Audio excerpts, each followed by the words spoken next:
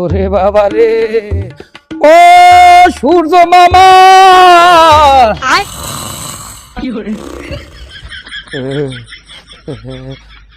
মামু। এ বেটা এই শীতের মধ্যে তো জ্বালাও খায়। হয়েছে কি তোর, হয়েছে কি? ও মামু হইবে কি, আবার আছে কি? 2-3 দিন ধরে আমার দেখা নাই। হেইয়ের উপরে যে হারে শীত আর কুয়াশা পড়া ধরছে, ও মামু ঠার ভাই যেন কিছুক্ষণের মধ্যে বাংলাদেশে বরফ পড়া শুরু করবে। ও বাবু আপনি কোথায়? কুয়াশার মধ্যে একটু বাইরে গিয়ে কথা কন, আমি দেখি একটু শরীরটায় আরাম দি। এ বেটা তোর কাম থাকলে তুই কামে যা। এই শীতের মধ্যে মুই কোনো পিলি বেরোইতে পারবো না।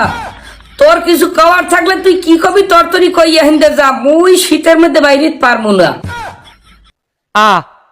কমু কি মামু, যার দ্বারাইছি চিকিৎসার লেগে হে নিজেই দেহি রুগী। ও মামু আপনি যদি কন শীত হলে মোরা যামু কুমনে। আপনি আমাগো লাগে এই সময়ের অভিমানটা কিসের বাকনে করলেন? আপনি যদি আমাগো লাগে এই সময়ের অভিমান করিয়া 2-3 দিনের লেগে এই কুয়াশার মধ্যে পলাই থাকেন, হলে মোরা যামু কেদারে করমু কি হইয়া কন?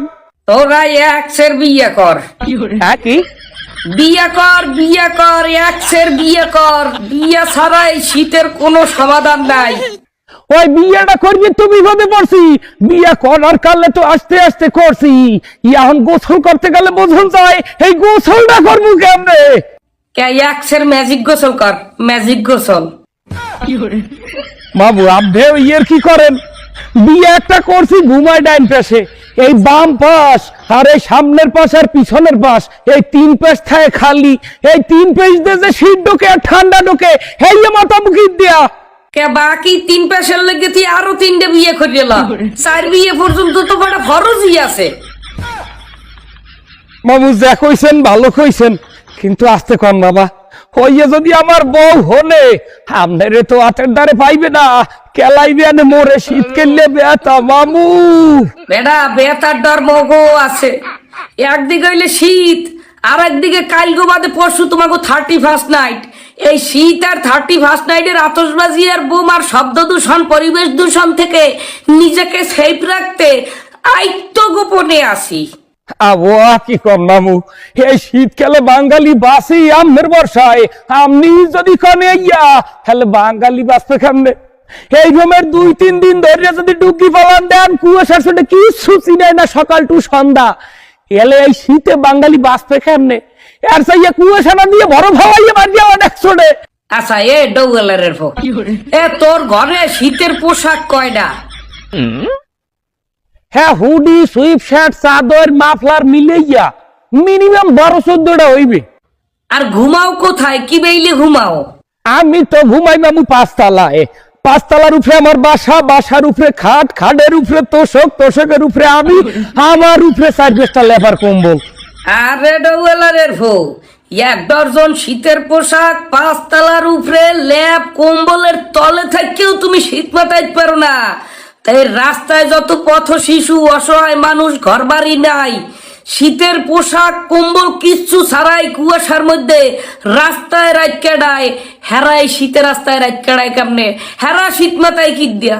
হ্যাঁ খাইছি খিচুড়ি খাইছি। আমার বউ রাঁধছে, আজকে শীত বেশি পড়ছে তো বউ খিচুড়ি রাঁধছে, ওটা আমি জাল জাল খাইছি, গরম গরম খাইছি।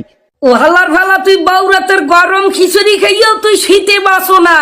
তাহলে এই এতিমখানার মাদ্রাসায় যে কোরআনের পাখিগুলা বাপ মা ছাড়া মাসের পর মাস থাকে, বছরের পর বছর থাকে, আলু ভর্তার ডাইল খাইয়া এই শীতে ফজরের কালে ঘুম দিয়ে উঠতে ঠান্ডা পানি দিয়ে উজু করিয়া নামাজ পড়ে কি বাইলে?